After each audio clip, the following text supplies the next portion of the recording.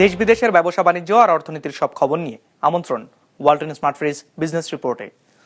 নতুন পুরনো চ্যালেঞ্জের পাহাড় সামনে রেখে নতুন সরকারের যাত্রা শুরু। অর্থনীতির গতি ফেরাতে আইন শৃঙ্খলা পরিস্থিতির উন্নয়নের তাগিদ। অর্থনীতির গণতন্ত্রায়ন আর সমান সুযোগ তৈরির ঘোষণা অর্থমন্ত্রীর। রমজানে বাজারে স্থিতিশীল থাকবে আশ্বাস বাণিজ্য মন্ত্রীর। রমজান উপলক্ষে চলছে সাশ্রয়ী মূল্যে টিসিবির পণ্য বিক্রি। রাজধানী সহ সারা দেশের 450টি পয়েন্টে এই কার্যক্রম চলবে 20 দিন। এমন সব খবর নিয়ে আমাদের আজকের আয়োজন।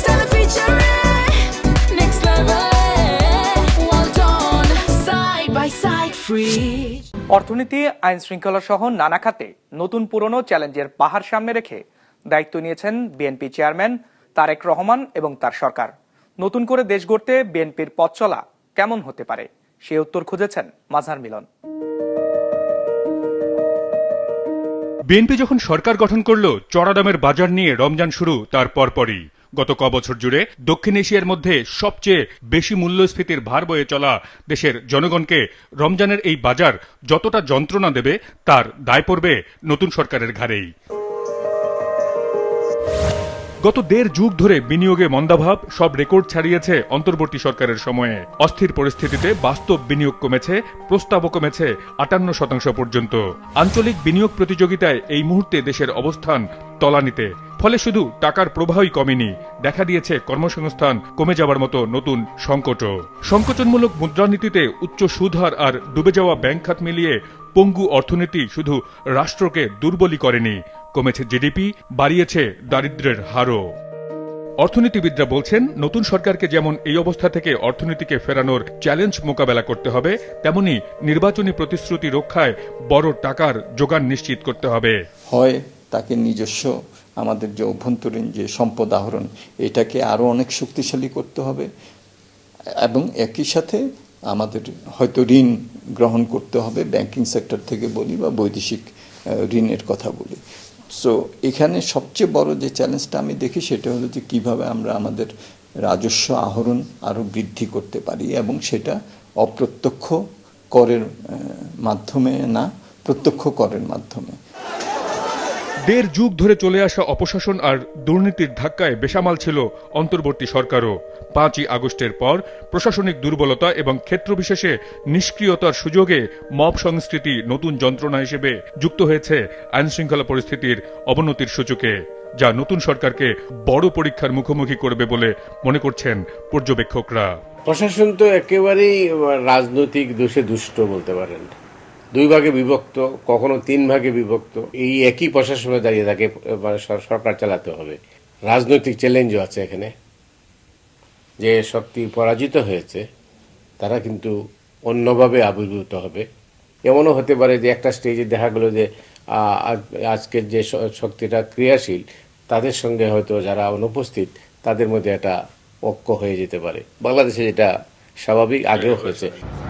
আন্তর্জাতিক সম্পর্কের ক্ষেত্রে দেশকে কঠিন বাস্তবতার মুখোমুখি হতে হয়েছে গত 2 বছর। আমেরিকা, কানাডা থেকে শুরু করে উন্নত বিশ্বের বাইরেও পৃথিবী জুড়ে বাংলাদেশিদের ভিসা প্রত্যাখ্যানের বিষয়টি উদ্বিগ্ন করে তুলেছে সাধারণ মানুষকে।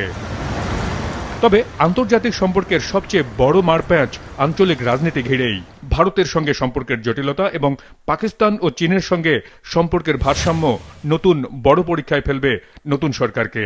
দিল্লি মূলত একটা দলের সাথে সম্পর্ক তৈরি করেছিল, জনগণের সাথে না, সব দলের সাথে না। বাংলাদেশ দেখতে চাইবে বড় আকারে, সেটা হলো যে সে জনগণের সাথে সম্পর্ক করছে কিনা, যেটার একটা অভাব হয়ে গিয়েছিল, একটা জনগণের পারসেপশনে তাই ছিল। তো সেই জায়গায় কিভাবে একটা মিউচুয়াল রেসপেক্ট সম্পর্ক তৈরি করা যেতে পারে, সেই জিনিসটা দেখা।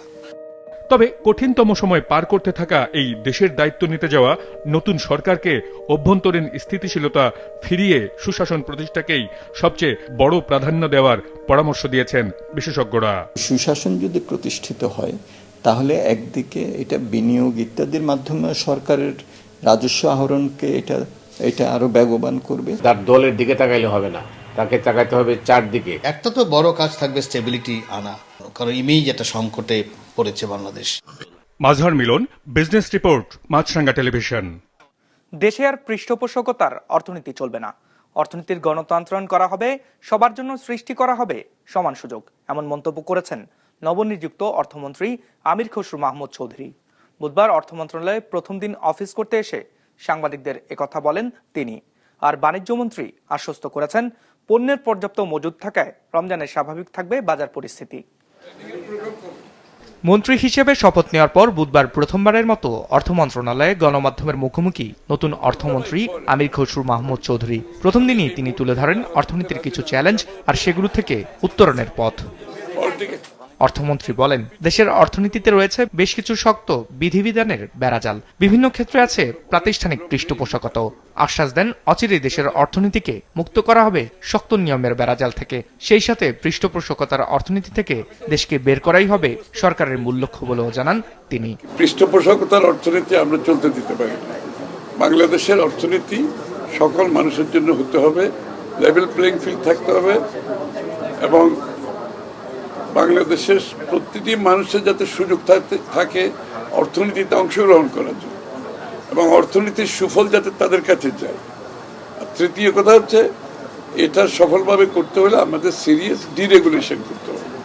একই দিনে প্রথমবারের মতো নিজ দপ্তরে উপস্থিত হয়ে বাণিজ্যমন্ত্রী জানান, দেশের রমজানে প্রয়োজনীয় পণ্যের পর্যাপ্ত মজুদ আছে, তাই বাজারে কোনো নেতিবাচক প্রভাব পড়ার আশঙ্কা নেই। আমাদের হাতে আমাদের দৈনন্দিন যে সমস্ত নিত্য প্রয়োজনীয় জিনিস এগুলির যে মজুদ আছে এবং পাইপলাইনে যা আছে সেটি রমজান মাস এবং তার পরবর্তী সময়কে বাজারকে স্থিতিশীল রাখার জন্য পর্যাপ্ত আছে। তো এই বিষয়ে কারোরই কোনো শঙ্কার কারণ নাই। মন্ত্রী বলেন, দেশে বিনিয়োগ পরিবেশের উন্নয়নে কাজ করবে নতুন সরকার। নিশ্চিত করা হবে স্থিতিশীল বিনিয়োগ পরিবেশ। একই সাথে পণ্য বহুমুখীকরণের মাধ্যমে বাড়ানো হবে রপ্তানি আয়। বৈদেশিক বিনিয়োগই বলেন, দেশীয় বিনিয়োগই বলেন, কোনো বিনিয়োগ অনিশ্চয়তার মধ্যে আসে না। বিনিয়োগের একটা প্রাথমিক শর্ত হচ্ছে যে স্থিতিশীল পরিবেশ দেখতে হবে। যে বিনিয়োগ করবে সে তো তার পুঁজি খাটাবে, শ্রম দেবে, সো সে তার রিটার্ন এনশিওর করেই তারপরে বিনিয়োগ করবে। ইনভেস্টমেন্ট ছাড়া 2 বছর আমরা পার করেছি বা 3 বছর, এই স্ট্যাগনেটেড ইনভেস্টমেন্টটা আমাদের জন্য একটা বিশাল দায়। এখান থেকে দ্রুত বেরিয়ে আসতে হবে। বাণিজ্যমন্ত্রী জানিয়েছেন, এলডিসি উত্তরণের সময়সীমা পেছানোর উদ্যোগ নেবে সরকার। Business report, Maasranga television.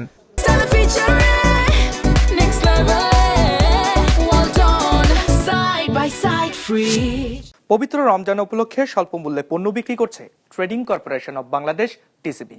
মঙ্গলবার থেকে শুরু হয়েছে বিশেষ এই বিক্রি কার্যক্রম, যেখানে স্মার্ট ফ্যামিলি কার্ডের পাশাপাশি দৈনিক আরও 1,80,000 জন বাজার মূল্যের চেয়ে কম দামে পণ্য কিনতে পারবেন। উচ্চ মূল্যের বাজারে ন্যায্য মূল্যে পণ্য কিনতে পারায় খুশি নিম্ন আয়ের মানুষ। আরও জানাচ্ছেন দাউদ হাসান।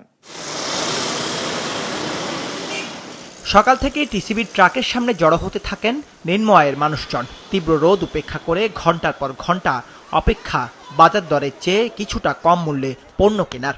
কষ্ট হইলেও তারপরও দাঁড়াই আমরা সিরিয়াল দিয়ে নিচ্ছি, কিছু না কিছু উপকার তো হচ্ছে। দোকানের থেকে একটু ডিভারিস আছে, অনেক ডিভারিস আছে। দোকানে নাকবো 1,000 টাকা, এখানে নাকবো 600 টাকা, 400 টাকা, একটু কমা বেশি আছে। আমরা তো রোজার বাজার করতে পারি না, আমাদের এইভাবে দিলে আমাদের একটু সুবিধা হয়। আমরা গরিব মানুষ, মধ্যম মিসকিল যারা, তারা খুব কষ্টে আছে। চলতি বছর রমজানের আগেই বাজারে বেড়ে গেছে বেশ কিছু নিত্যপণ্যের দাম, যা সবচেয়ে বেশি দুর্ভোগে ফেলেছে নিম্ন আয়ের এসব মানুষদের।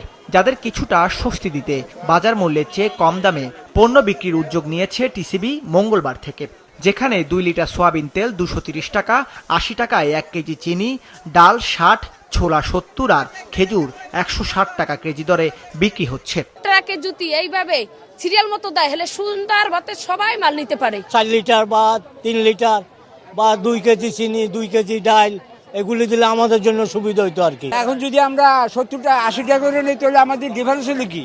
16, 90, 70 টাকা 80 টাকা, তো 16 এখানে কত 70 টাকা, তো আমাদের ডিফারেন্সটা হলো কি? রাজধানীর 50টি পয়েন্টে ভ্রাম্যমাণ ট্রাকে পণ্য বিক্রি করছে টিসিবি।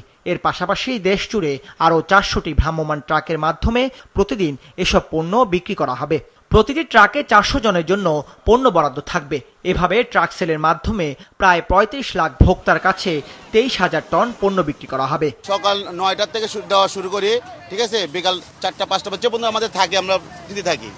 আমরা একদম শেষ করে আমরা তারপর তেল হলো 115 টাকা লিটার, জনপ্রতি 2 লিটার, টোটাল হলো গিয়ে আমাদের 590 টাকা আজকের প্যাকেজ। টিসিবির পণ্য বিক্রির এই কার্যক্রম চলবে আগামী 12ই মার্চ পর্যন্ত।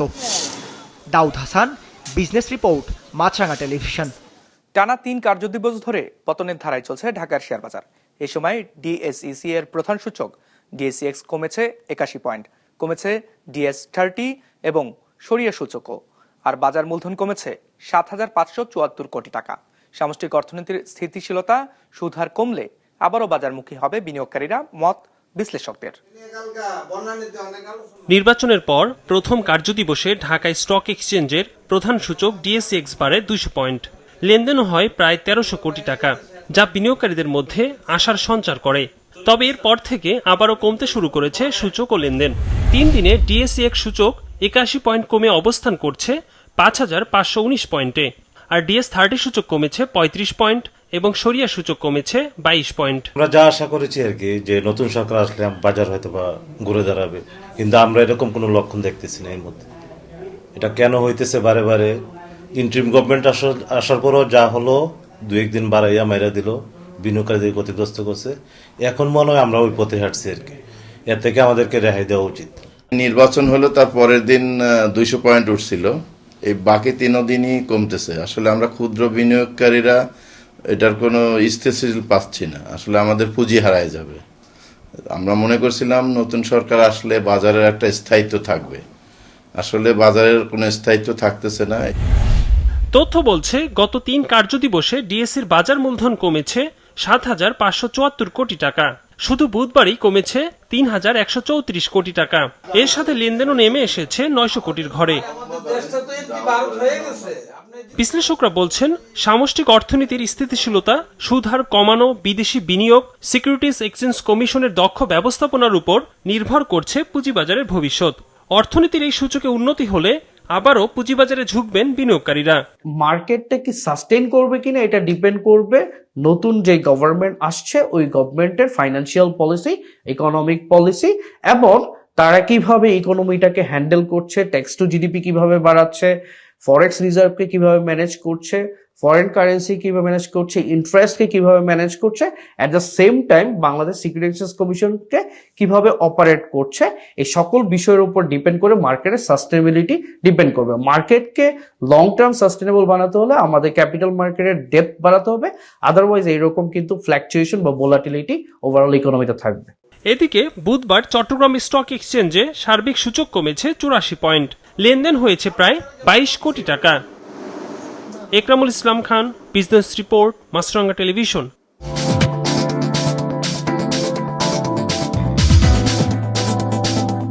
নেতিবাচক ধারায় শেষ হয়েছে ঢাকার শেয়ার বাজারের লেনদেন। সার্বিক সূচক ডিএসএক্স 51 পয়েন্ট কমে দাঁড়িয়েছে ৫,১১৯-এ। হাত বদল হয়েছে ৯৩৫ কোটি টাকার শেয়ারের মালিকানা। লেনদেনে অংশ নেওয়া প্রতিষ্ঠানগুলোর মধ্যে দর বেড়েছে ৮২টির, কমেছে ২৮৬টির, আর অপরিবর্তিত আছে 25টির দর। দ্বিপাক্ষিক বাণিজ্য চুক্তির আওতায় এবার যুক্তরাষ্ট্রে বিনিয়োগ করতে যাচ্ছে জাপান। 3টি প্রকল্পে $36 বিলিয়ন বিনিয়োগ করবে দেশটি। এই বিনিয়োগ $550 বিলিয়ন বিশাল চুক্তির প্রথম ধাপ হিসেবে বিবেচিত হচ্ছে।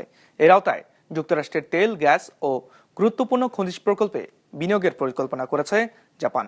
বিস্তারিত ডেস্ক রিপোর্টে। গত বছর একটি গুরুত্বপূর্ণ বাণিজ্য চুক্তি সম্পন্ন হয় যুক্তরাষ্ট্র ও জাপানের মধ্যে। এর আওতায় জাপান আমেরিকা ভিত্তিক প্রকল্পগুলোতে $550 বিলিয়ন বিনিয়োগের প্রতিশ্রুতি দেয়। এই বিশাল বিনিয়োগের বিনিময়েই যুক্তরাষ্ট্র বেশিরভাগ জাপানি আমদানিকৃত পণ্যের ওপর শুল্ক কমিয়ে 15% করতে সম্মত হয়। মঙ্গলবার সামাজিক যোগাযোগ মাধ্যমে ট্রাম্প জানান, জাপান এখন আনুষ্ঠানিকভাবে ও আর্থিকভাবে যুক্তরাষ্ট্রে বিনিয়োগের জন্য $550 বিলিয়ন প্রতিশ্রুতির প্রথম ধাপ বিনিয়োগের জন্য প্রস্তুত। এর আওতায় $36 বিলিয়ন মূল্যের 3টি প্রকল্পে বিনিয়োগ করতে চলেছে জাপান। চুক্তির প্রথম ধাপে যুক্তরাষ্ট্রের তেল, গ্যাস ও গুরুত্বপূর্ণ খনিজ প্রকল্পে এই বিনিয়োগের পরিকল্পনা করছে দেশটি। 3টি প্রকল্পের মধ্যে রয়েছে টেক্সাসের তেল রপ্তানি সুবিধা, জর্জিয়ায় হীরা শিল্প কারখানা এবং ওহাইওতে একটি প্রাকৃতিক গ্যাসের বিদ্যুৎ কেন্দ্র। ওহাইওর পোর্টসমাউথে নির্মাণ হতে যাওয়া প্রাকৃতিক গ্যাস চালিত বিদ্যুৎ কেন্দ্র যুক্তরাষ্ট্রের ইতিহাসে সবচেয়ে বড় গ্যাস ভিত্তিক বিদ্যুৎ উৎপাদন কেন্দ্র হিসেবে বিবেচিত হচ্ছে। মার্কিন বাণিজ্য মন্ত্রী হাওয়ার্ড লুটনিক জানিয়েছেন, $33 বিলিয়ন এই প্রকল্প থেকে বছরে প্রায় 9.2 গিগাওয়াট বিদ্যুৎ উৎপাদন হবে। চুক্তির আওতায় টেক্সাস উপকূলে $2.1 বিলিয়ন একটি ডিপ ওয়াটার ক্রুড অয়েল রপ্তানি সুবিধা নির্মাণে জাপান বিনিয়োগ করবে। এর মাধ্যমে যুক্তরাষ্ট্রের জ্বালানি রপ্তানি সক্ষমতা বাড়বে। এছাড়াও প্রায় 600 মিলিয়ন ডলারের একটি শিল্প প্রতিষ্ঠান জর্জিয়ায় স্থাপন করা হবে, যেখানে সিনথেটিক ডায়মন্ড গ্রিড উৎপাদন করা হবে। এটি উন্নত উৎপাদন শিল্প ও সেমিকন্ডাক্টর খাতে গুরুত্বপূর্ণ উপাদান। এটি বিদেশি নির্ভরতা কমাবে বলে দাবি করেছেন Trump. Amina Lucy, business report, Maasranga television. দর্শক, আমাদের যে কোনো পর্ব নিজেদের সুবিধাজনক সময় দেখতে সাবস্ক্রাইব করুন বিজনেস রিপোর্টের অফিসিয়াল ইউটিউব চ্যানেল। ফেসবুক পেজে লাইক দিয়ে আপডেট থাকুন ব্যবসা বাণিজ্যের আলোচিত সব ঘটনা সম্পর্কে। আর আপনাদের মতামত জানান কমেন্টস অথবা ইনবক্সে। আজ এইটুকুই, বিদায় নিচ্ছি, ভালো থাকবেন।